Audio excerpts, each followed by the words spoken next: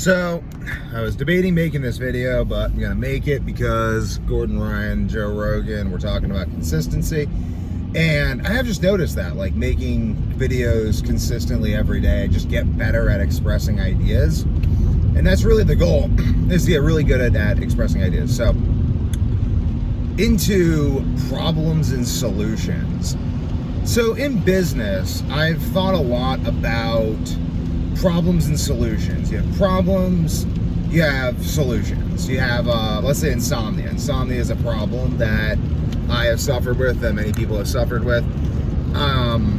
Supplements can be a solution. Diet changes can be a solution. There's a lot of solutions. So when I'm thinking about going and focusing on insomnia, like initially I was focusing on insomnia. I was like, ultimately, well, I was focusing on business owners. I was reaching out to business owners, but I was focusing on insomnia a bit because that's part of my specialty. I'm very good at helping people with insomnia. So I'm like, okay, I'm going to go find people who have gravitated towards this problem. And I'm saying, okay, like, where do people with insomnia go? And basically, I was looking at the problem. So I was finding lots of people that were very focused on problems. Like, I only really got clients who had insomnia when I was marketing to business owners. It was the weirdest thing.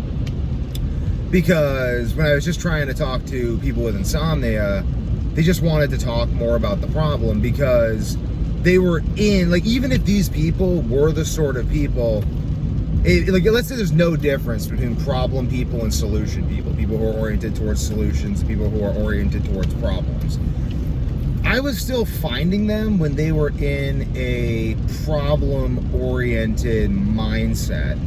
So because I'm finding them in a problem-oriented mindset, they just want to talk about the problem. So I'll put, like, let's say, I don't know, let's say, like, I'm upset that my car broke down, and I'm just like, my car broke down and it sucks. Like, I don't know, like, I'm on YouTube, and so I was like, my car broke down, it just sucks, and just, it's like, okay, I'm probably, like, let's say you were like, okay, well, I'm really good at fixing cars, so I'm gonna find people who are complaining about their cars, and I'm going to try to help them with their cars. Well, a lot of the people who are complaining about their cars actually enjoy complaining about their cars. Like, they're just trying to complain about the car. Like, they're having a bad day, they're having a bad life, whatever, and they just want the car as, like, this emergent property that they can stick with all of their issues. Like, they're like, okay, my life is terrible, and I just want something to blame, so I'm going to blame my car. Okay, that's not, I mean, like, the people who are very focused on blaming their car, like in a technical sense about cars, the people who are really focused on blaming their cars are the people whose the car is the least of their issues, most likely. Like, it's like people making excuses for things. Like, you can just tell when people are full of it based off of where their attention goes. Like, if people are very focused on, like,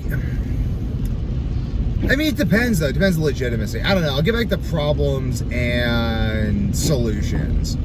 So, even if the person who's complaining about his car would want to fix his car, he doesn't want to fix his car now. So, you don't want to go talk to people who are complaining about broken cars. You want to talk to people who are looking for carburetors. Like, even help me fix my broken car could mean help me complain about my car. Like, once they're Googling a specific problem, like, this is really, and this is actually, I'm having some interesting thoughts I'm going to have to keep track of for my own marketing. This is awesome. This is where the quality YouTube stuff comes in. It's like, I'm just actually thinking through the problem in real time, so you get the benefit of seeing me, but I mean, who cares about you? I'm not trying to people please, like, really, because it makes me make bad videos. I'm trying to think through this for my own benefit. So you want to find people who are like, car won't start when I put the key in and it makes a clicking sound, the lights flash a bunch, and the engine rolls, but it falters. It's a very specific problem. It means that person's actually trying to fix it. So you can tell based off of where people's attention is, where they're at in the process of trying to fix whatever they believe that they're trying to fix, or whatever you think they might be trying to fix. So to bring that back to insomnia, I found that making videos about insomnia, marketing to people with insomnia is less useful than just talking about the solutions that I use as someone who has insomnia. Because the people who are looking for the solutions will just find the solutions. So if I'm talking about the solutions, they'll find them. But if I'm talking about the problem, then I'm just going to get more problems. Then people expect it to be covered by insurance. The way that this works with like Russell Brunson and ClickFunnels and how he's able to do it by marketing to the problem is a lot of it is that he's specifically marketing to business owners, and then also he's creating more problems for himself by doing that because he hasn't, I don't believe maybe now he's thought it through. I mean, you want to sell people something they're already buying. This is just facts. Like, I'm just gonna share all my business secrets because this is fun. I don't actually believe that I could, if I tried, share my business secrets effectively. Like, I don't even think I understand what I'm doing. I know this because I try to teach people how to beat me in grappling. Oh, my bottles need to fill this up. I tried to teach people how to beat me in grappling, and I can't do it. It just makes me better, but it makes them better too. But I'm still ahead of them because there's still many more things going on. There's more in heaven and earth than are dreamt of in my philosophy. So there's more in my own philosophy than is dreamt of in my philosophy, because there's more wisdom in the body than in man's deepest philosophy. I had some liver today, and my brain is like, oh God, my brain feels like a constant orgasm. Like, this is just like this is like how it would feel if your balls were the engine of a Ferrari and you were just coming. It was just going like vroom, vroom, vroom, and that's my brain function right now. It's just awesome. It's like buttered sex. It's, I drink some more green tea. My stimulants and my liver and my deep breathing. Gonna go do some deep breathing later. I ordered phenylpiracetam from sciencebio.com, and I'm gonna be testing that via Melting Point and TLC. To make sure it's actually phenylpiracetam and running the TLC against the caffeine, and then just checking the RF. Make some chem videos if you guys are interested, because I love chemistry, but I love chemistry. It's so cool. My brother actually, he's really into mechanics. Like, he's interested in what you do with the materials once they're created, and I'm so interested in like how the materials are created. Like, I just love chemistry. Like, I just want to be in a chem lab. I want to be in a chem lab for like years. It's just so much fun. It's so much fun. I feel like Professor Snape in Harry Potter. I'm like, yes, I am the potions master. It's so cool. So I ordered phenylpiracetam. I don't even know if he just did this just like an excuse to do chemistry. And it's like, and then I want to like recrystallize it, test the purity. It's just so much fun. I'm gonna try to get access to like local chem labs at colleges to do all this stuff. And but the phenylpiracetam I'm going to use to go off of Adderall for a month, and then I'm going to go back on Adderall at a lower dosage, and then go off Adderall. And the entire purpose of this is to resensitize my dopamine transporter systems and my NMDA receptor. And by resensitizing those, by cycling these two substances, I will increase the efficacy of both substances and decrease my reliance on any substances. And at the same time, I'm going to be increasing my metabolism, which is going to increase my brain metabolism at the same time while drinking all this green tea. Glug, glug. And yeah, it's just awesome. It's going to be great. And I'm going to make a little video series about getting off of Adderall, because it'll make me more scatterbrained. Not really scatterbrained, but just more creative. Like, more... I'm actually so focused right now. It's really kind of irritating. Like, I wish my brain was more dysregulated. Not dysregulated. I don't know. I should have more faith in my brain. I guess, like, I just went for such a period of time. But this is even the problem solutions. I'm talking solutions here. So this is why it's still relevant. I'm just going to keep talking because I love this topic. So for so long, I was like, why is my brain nuts? And I think there's like two issues going on. There's or 3 ultimately. So there's insomnia. I had insomnia for like my entire life. And then I think ADHD is a thing. Like I think there is a disposition towards dysregulated, not dysregulated.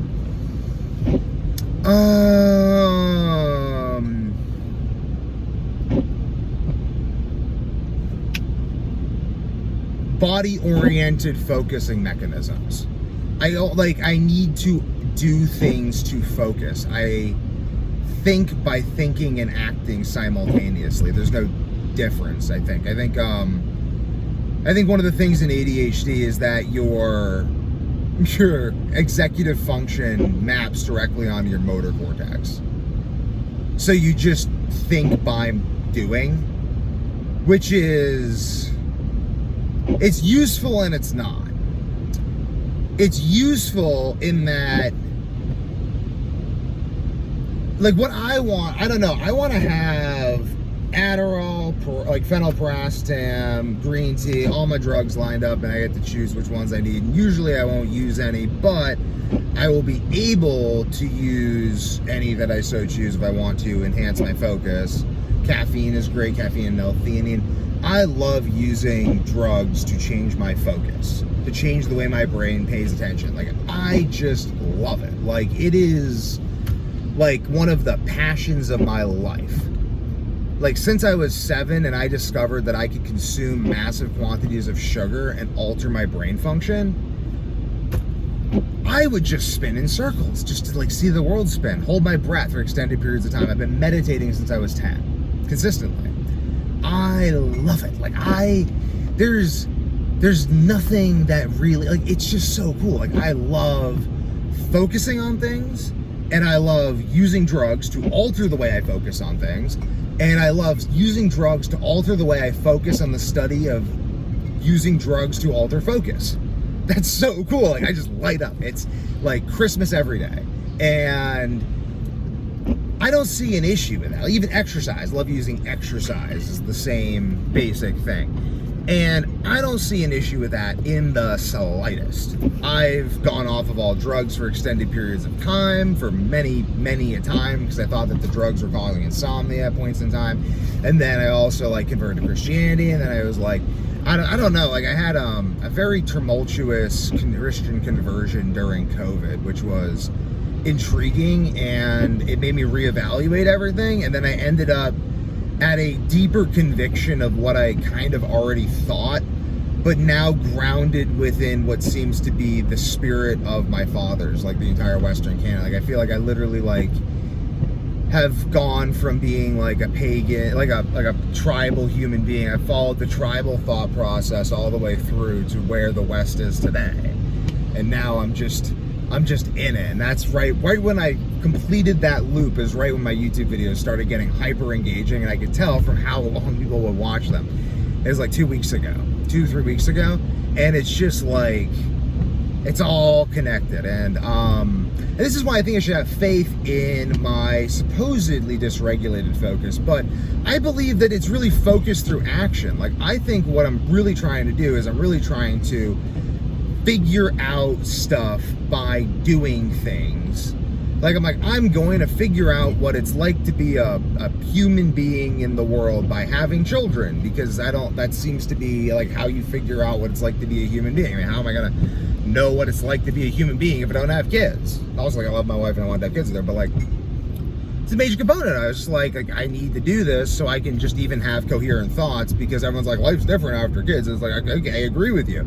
So I'm gonna go have kids so that I don't have to change my thought process once I have kids, because it'd be a pain in my butt. Now I'm like, oh, well, I thought all these things when I was younger, but then I had children and I had to change all of my mind on everything, or I just didn't change my mind because I just don't care about being correct or right or wrong or truth or anything. I don't know.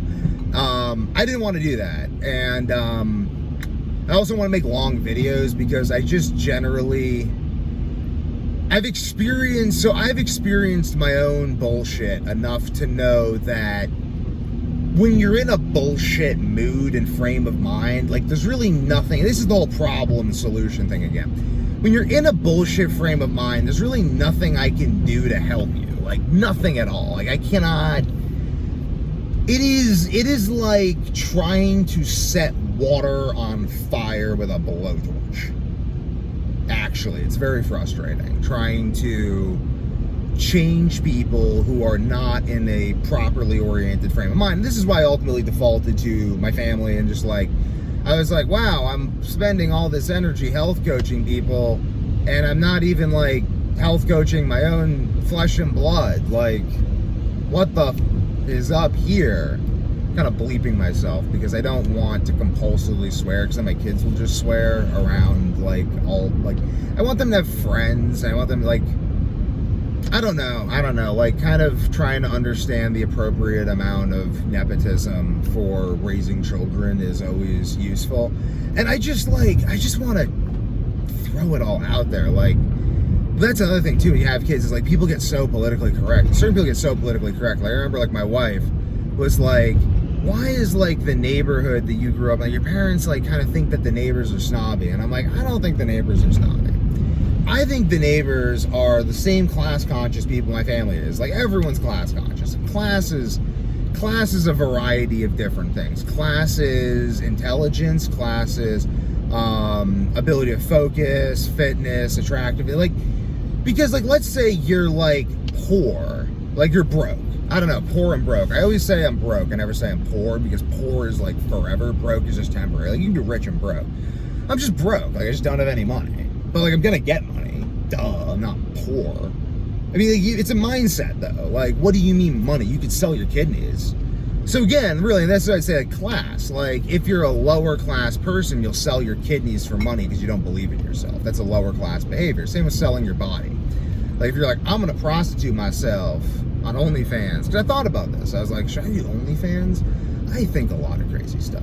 Should I do OnlyFans to make money? And I'm just like, no, because I believe I'll succeed. And then once I've done that, you'll be like, oh, I can, like, buy your kidneys back or whatever. Like, I don't know, like, maybe you could. It's really weird. You can't really buy your kidney back, actually, because it's in someone. Same, you can't, like, buy back having, like, put porn all over the internet and stuff.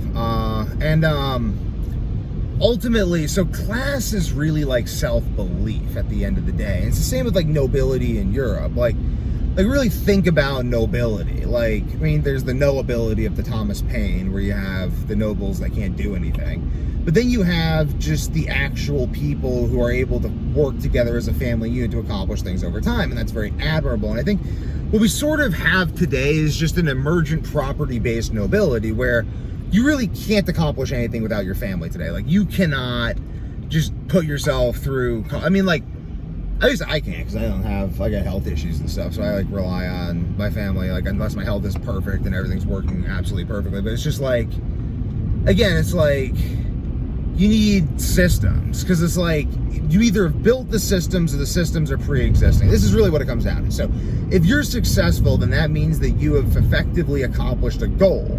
If you've effectively accomplished a goal, that means you have focused yourself while sustaining yourself. That requires systems. You either built the systems, or, I mean, you didn't build the systems that sustained you from the beginning. It's like, I've seen a newborn baby. They can't hold their own head up. They just die on their own. Like, everyone on this earth is sustained and made by someone else to a very large degree, almost like the highest degree. And we're also, it's very cooperative. Like, this life is very, very, very cooperative in a certain way that only makes sense if you reread the Odyssey again and again and again and again and again and again. So nobility is really like your ability to focus your genetic material toward a goal.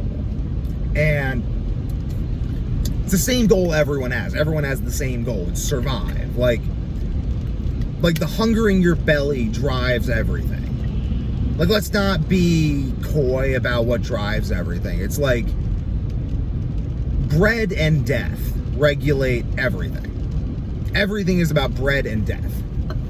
It's about the person who's going to come kill you with a sword, and it's about how you're going to put food in your mouth so you don't have to starve to death. That's it. That's what all of this is for. I mean, it's for more, but at its base level, in the same way that a computer runs on ones and zeros, this world runs on bread and death. So there's systems that keep you from death and keep you in bread.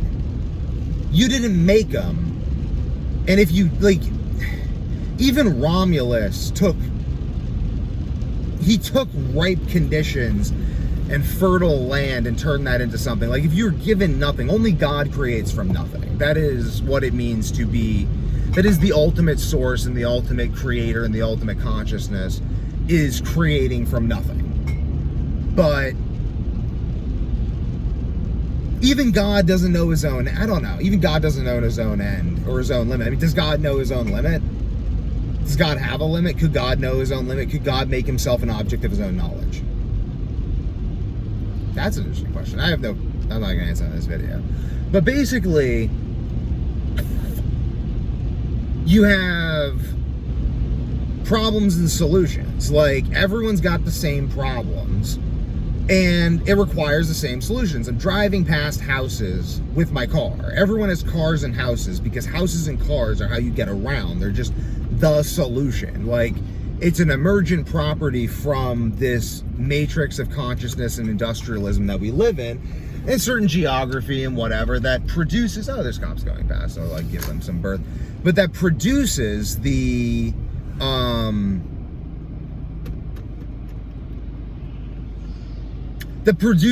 like, houses, farms, police force. Like, there's reasons societies all look very similar. People will be morally relativistic and be like, oh, all societies are constructed differently. Like, they're similar and they're different. You gotta study how they're similar, you gotta study how they're different. And the way they're similar is, like, okay, everyone lives inside a structure. Like, no one sleeps outside. There's no society predicated around sleeping outside, because outside has increased variability, which means that there's greater things going on, which increases your likelihood of being subject to that variability, and therefore dysregulating yourself, which decreases your ability to focus on a goal. The focus on a goal is the only thing that produces and sustains the systems that keep you from dying. So you're either focused on a goal or you're dying. And this is why you should really associate with people who are focused on goals, who are in a solution-oriented state of mind, and really, like, I just look at families, and it's so messed up and racist of me to do this, but I just look at families and, like, ethnic groups even. Like, this is where I can't hate on the Jews. Like, okay, like, they do own all the porn companies. I'm gonna be real. Like, they seem to own all the porn companies, but they also just own, like, all the other companies too, because they're really good at nepotism. Like, they're so good at nepotism, and it's awesome. Like, because they have systems. Like, they have, like, Saturday Shabbat, where they all just get together. Like, I don't even think the Jews have any conspiracy beyond eating dinner together on Saturdays. And that just makes them all talk together. So then they're like, oh, you have that problem? Well, I'll help you with that problem, because I had that problem too. And we got the same solutions. You can borrow my snowblower, because it's a ready-made solution. It's a machine. It works.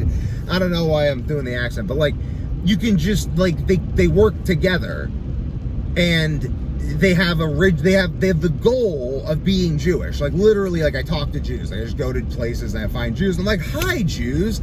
I'm interested in Jews for Nietzsche and philosophy reasons. They think I'm weird as shit, but they talk to me. It's so funny. And they're like, why? Like, yeah, they're like, why do you? They always, they're funny. They're like, you seem very confused. They're like, it seems like your belief system makes you dysregulated. That's what they say to me. I love my belief system. I think it's great. They definitely are more regulated, but it seems to, my counter would be, it seems like your belief system makes you take no risks, which makes you just envy other cultures. Like, the Jews will fetishize cultures, like, that just take insane risks all the time without any regard for social norms, because they're so burdened by the systems that sustain them. So there's this balance you want to maintain. But then, like, I just look at, like, it's like kind of an ethnic thing, like, to a large degree. Like, because you have, like Germans. Like, Germans are just so, no wonder they hate the Jews, because they're so similar. Like, they're so systems oriented. They're just like, I have noticed that your picture frame.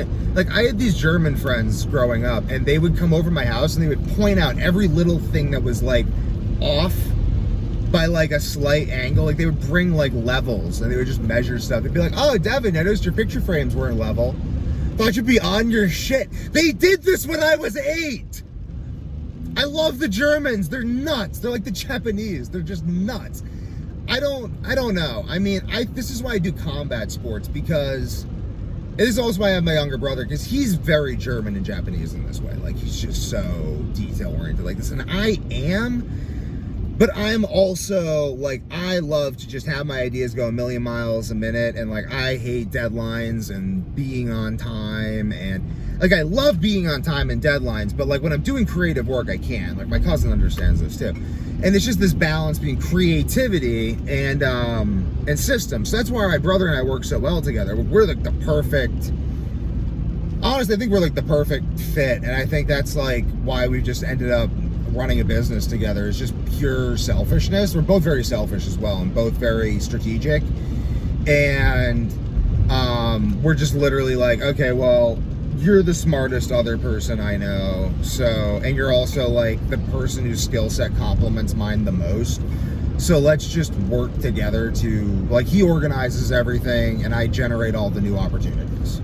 It works amazing, because I'm just constantly generating new shit and he's constantly optimizing the shit we got, and it just works really well.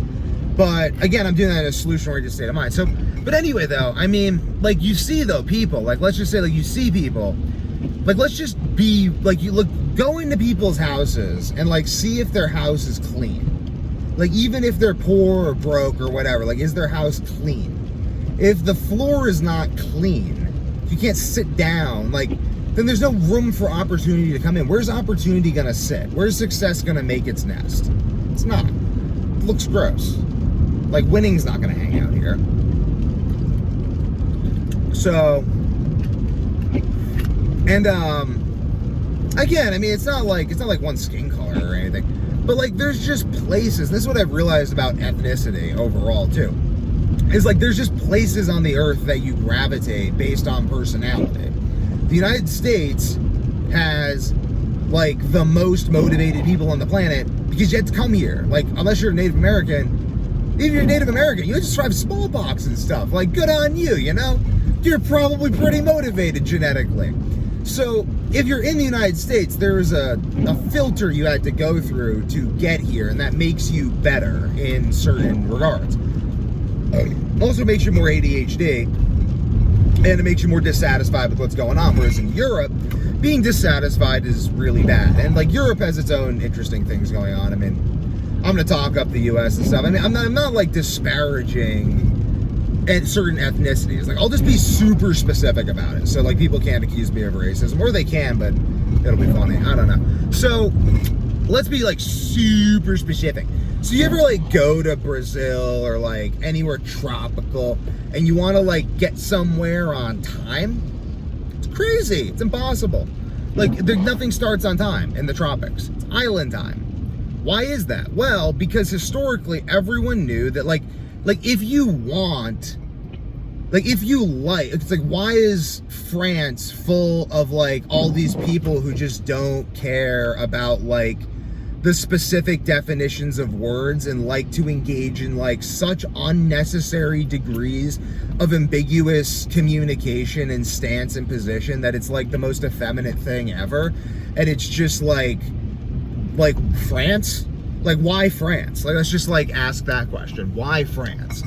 So France exists because all the people in Europe who just really kind of felt French and didn't want to like be faithful to their wives and like just wanted to have illegitimate children and drink a lot and like stab people with swords, because they did have really good sword fighting and stuff, and engage in like dirty fighting tactics with kicking. You know what I mean? Like, it's just like, all the people was like, oh, you think you're so clever because you can punch and do all these things. Well, I specialize in this style of fighting where I do all of this stuff that you think is really dirty, and I roll on the ground and then I end up beating you because I just rolled into the dirty positions, and then I go fuck your wife, and now you're feeling insecure, but I don't care because I just disappear into the streets of Paris. Like, this is my impression of like French culture. And the people who felt that way ended up in France. Like, why is the Phantom of the Opera in France? Let's be very real. The Phantom of the Opera takes place in France because France is the most nepotistic place that had ever existed in the history of places with nepotism. France was the eldest daughter of the Catholic Church. France was the seat of the Holy Roman Empire and Charlemagne. France is where the Song of Roland took place. France is where the French Revolution had to behead, like, how many people in order to just get rid of the layers of European nepotism? Like, the French, so, like, the French dominate. Louis the 16th, I think, is Louis the 16th and the 14th, is the, Louis the 16th is the Sun King. Louis the Sun King was the most successful monarch in history by reign and wealth and power and influence and culture. Like, let's just be real, he's the most successful monarch in history, at least especially European history. How did he do it? He did it because he was an emergent property of the French strategy of domination. How do you dominate a world of nobility?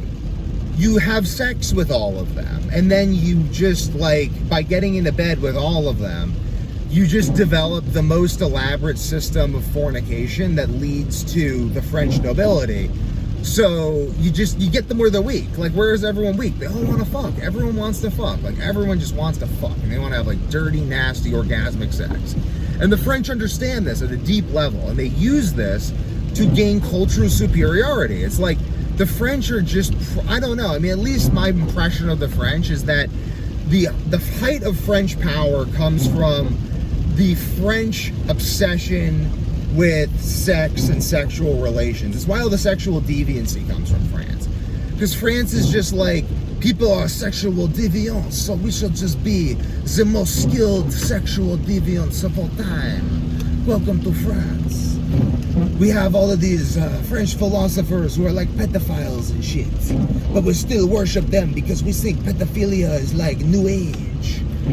It's really weird. Like, so that's France, and then, like, you look at all the world leaders, they're all like pedophiles and stuff. So that's where, like, and, like, I don't know, God bless them for it, I guess, because they're not worse, and, like, don't fucking kill me. Like, legitimately, like just don't fucking knock me off. First of all, because I'll fucking kill all of you. Like, you have no idea who you're fucking with. You are I'll come back as a Force Ghost. I'm already a Force Ghost, bitch. But anyway, let's, like, digress. World leaders shouldn't kill me because I only talk about this stuff in long form videos. And besides, like, I'm not even coming after you. I'm just raising my own family. And besides, you could just use my health innovations to stop relying on baby blood. Like, it's not necessary that you rely on baby blood. You can use the God engine system that I'm going to spend my career illustrating, and, like, just hit me up, Rothschilds and stuff. Like, literally hit me up. Like, if you're determined to actually improve your health and quit the baby blood, I'll work with you. Yeah, like, I don't know, evil is relative, and the battle for being good and evil spawned the human heart. Like, I don't know, I don't want to work with, like, the evilest people. It's probably make me sick and, like, stuff, but study my videos. Like, you don't need to kill me. You don't need to, because, like, the world needs all kinds, and I ultimately don't want to get murdered prematurely. I mean, maybe I do though. Maybe I just get murdered. It's like, whatever. I just go hang out with Jesus, like, come back as Elijah. I mean, what I really want to, the way I want to go out right now is I want to spontaneously go rise to heaven in a chariot of fire like Elijah, after just being like, I'm so full of the Holy Spirit, I could do anything. Boom! Like, that would be the coolest thing. But I don't know. Also, Valentine Michael Smith makes an important case. So, France, though, France had to be beheaded because of its nepotism and pedophilia and all the crazy stuff. I mean, you look at the crazy stuff that went on the European nobility before the French Revolution. There's some crazy stuff. I haven't looked fully into it, but so that's where you get France. And France is French because the people who just kind of felt French throughout European history gravitated there. And it's the same with Germany and stuff. So, and the same with the United States. The different states have different frames of mind. people move to the Midwest because they've given up on nepotism. You either move to the Midwest because you're building a funnel for someone else, or you're building your own funnel. You have a lot of money and you're building a funnel, or you just decide to go enter someone else's funnel, but then you're kind of just subject to them. And then when the nepotism has either moved on and you become a ghost town, or you've become fully colonized like New England and the full nepotism has kind of kicked into this ecosystem of world commerce. That's just what I've accepted. I like that. So no, I don't think my neighbors are snobby though. I don't think they're snobby. I think that they've just accepted nepotism at a higher level. And I think that that's the whole thing. Like, I think my parents just need to move to southern New Hampshire because they just, again, they feel more southern New Hampshire. They're more New Hampshire people than Mass people. And that's, again, how does that happen? It's because you have these people like, it's like, okay, well, I just want to be with people who think the way I do, so I'm just going to kind of gravitate towards them. And you have people self-organizing by personality, so that people in islands are generally people who are less care about organization. You end up with this global system that I believe has been going on for tens of thousands of years of people moving around the world based off of like how they feel. Like Asia is very much this, Asia is the chief nepotistic continent, and the West is very much the place you go when you want to test out the new ideas. So you have this movement towards the east of the ideas that have already been discovered, the movement west to free yourselves of the nepotism, and it's probably all rooted in language and everything. But and this is also why I wouldn't necessarily go to do business in China immediately either, because I don't think that we can understand how people think. Like, I'm more of, like, I'll wrap this full circle and then I gotta like end the video, but mostly that to urinate and actually get stuff done. But basically, to wrap it full circle, I was talking to people with insomnia, but I never looked up insomnia. I was always looking up subfunctions of the body because I was solution oriented. So I was ultimately othering myself and not marketing to myself, whereas that was what I needed to do, because at the end of the day, I only understand myself. So I have to build systems for myself and let those systems naturally expand outward to encompass other people. Oh, this is so genius. Who think similarly to me and therefore will discover the systems that I created after me, because they are already looking for the things that they would have created had I not done that, because they're literally just later instantiations of the same patterns that I emerged from. Done. Problems and solutions, baby.